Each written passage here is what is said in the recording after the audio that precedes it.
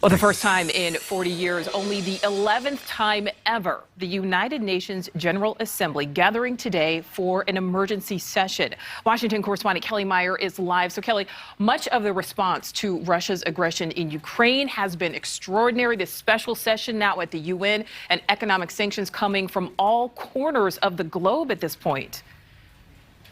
Nichole, you're really seeing the universal reaction in real time to Russia's ongoing assault. The U.S., UK, EU, and even Switzerland, who is traditionally neutral, all hitting Moscow with severe sanctions, all a part of this extraordinary showing of unity against Vladimir Putin and his unprovoked invasion of Ukraine. The Western world coming together to punish Russia.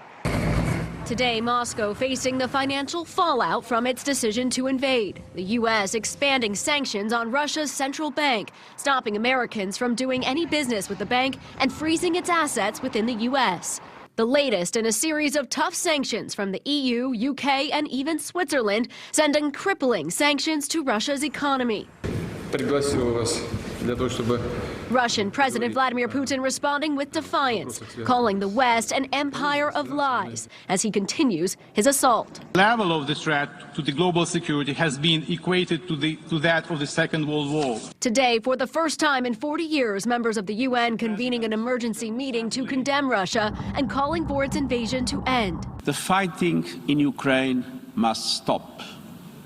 It's raging across the country from air, land, and sea. Today, Ukrainian President Zelensky urgently asking to join the European Union and demanding Russian troops withdraw. The U.S. and allies continue to send arms and aid to Ukraine, the Pentagon doubling down on its support as Russia moves into day 6 of its deadly assault. We're going to stand by the Ukrainian armed forces as we have, as other NATO allies have, and we're going to continue to find ways to help them defend themselves. And Nichole, the Pentagon says Ukrainians continue to put up a fight against the Russians, saying they think the Russians are a few days behind where they expected to be at this point, but noting Russia has a lot it hasn't moved into Ukraine. Nichole? Well, Kelly, you reported on the debate at the UN there, which included a powerful moment when the Ukrainian ambassador read what he said was a message from a scared Russian soldier to his mom.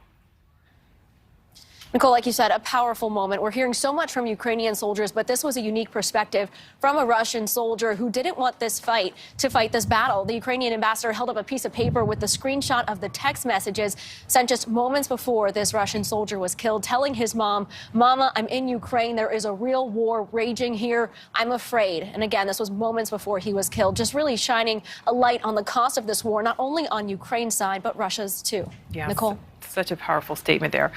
All right, Kelly, thank you for that. Thank you for watching. Click the red subscribe button below so you can get more of NewsNation's fact-driven, unbiased coverage.